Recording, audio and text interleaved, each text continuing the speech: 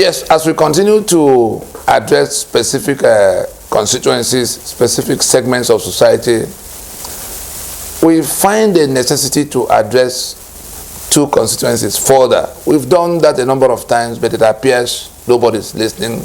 The media in Nigeria, the lawyers in Nigeria, the media, the lawyers, the church leaders, we've shouted from the rooftops.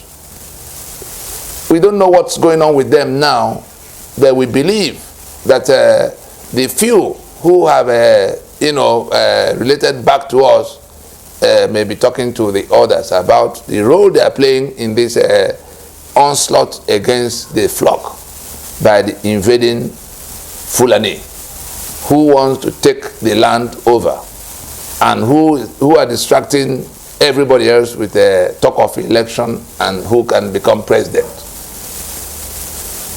Lawyers, media house. Let's start with the media.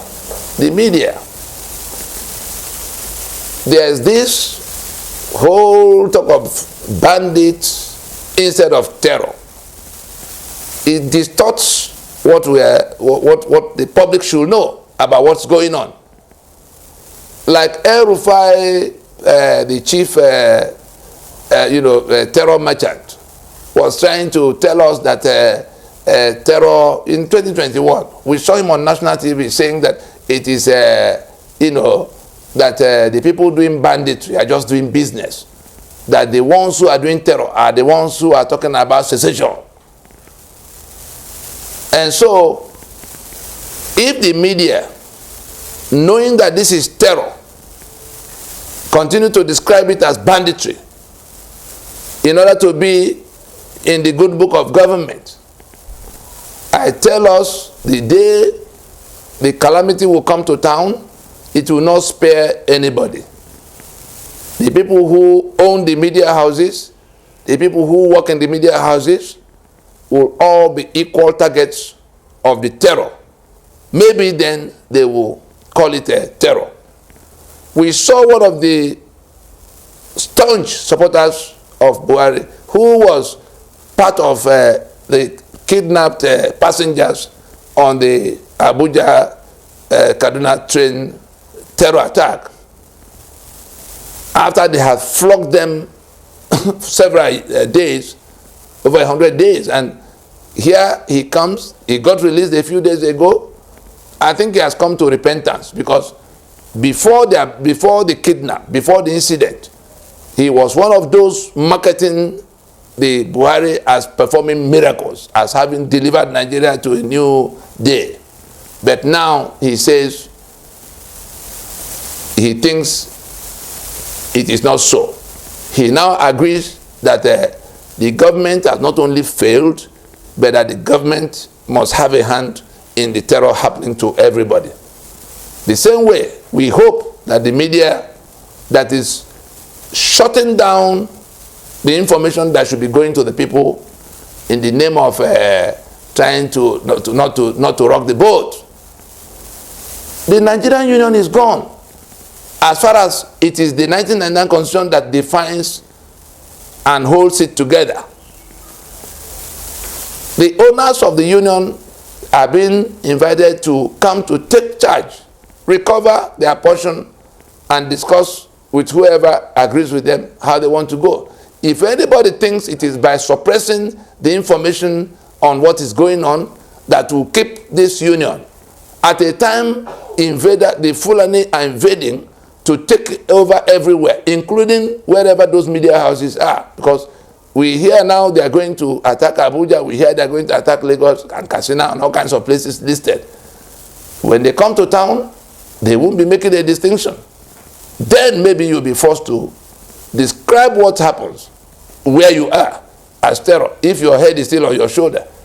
That is for media. For the lawyers in the land, if there was an epidemic, everybody will be looking towards doctors and pharmacists for cure, for what to do. Oh, Ebola is in town. Oh, COVID-19 has come.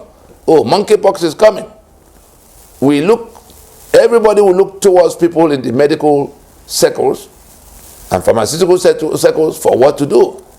The same way, this problem of the union agreement, the constitution that is gone bad, that is killing people, that is impoverishing people, expectation was that the lawyers would be at the forefront.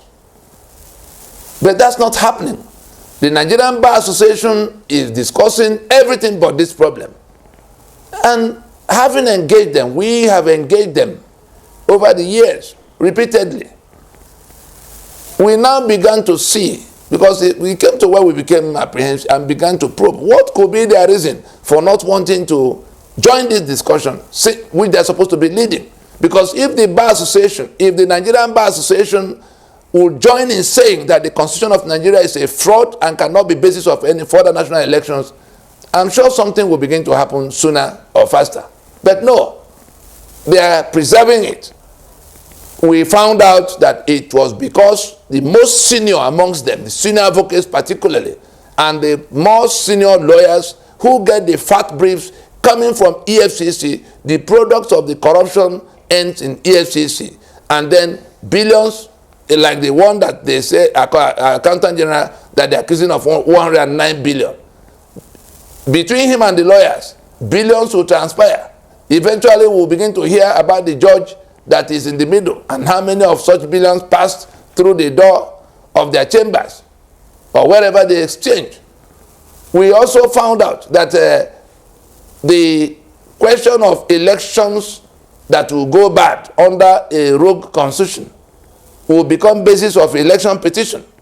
Governors, senators, even presidents, even the primaries, the one that has happened already. There are all kinds of litigations going on. So the lawyers in Nigeria, instead of joining this campaign to take down that constitution, are eager to position themselves. That's the only thing you hear them come to talk about in TV. Oh, under this Electoral Act, it is this, it is all that. Positioning themselves to get the fat briefs when the electoral disputes will begin to happen. Again, billions and millions transpiring. How to carry it to judge so that they can carry the day. People who didn't contest the election will become the winner. Supreme Court, the type we saw in Imo, the type we saw in Rivers long time ago. The lawyers in the land have become complicit in sustaining this untenable constitutional arrangement that is costing blood and misery, inflicting pain, and leading to the damnation of hundreds of millions of people that are caught under this condition with an existential threat in which they are being invaded. But the lawyers who should have been the ones telling everybody what to do, because everything is in black and white coming from that constitution, they are not involved. They are not discussing it. They are not willing to. They are preserving themselves to be on the good books of both the government and the other stakeholders, political merchants that might hire them. Of course, the corruption that comes from that constitution and all of the EFCC bazaar of stealing and defending the looters. Let us wake up. We remind the church leaders, we remind the media, we remind the lawyers. Let that day not come when you will be counted on the side of sustaining what became disaster for the whole community. I think I'll leave it there.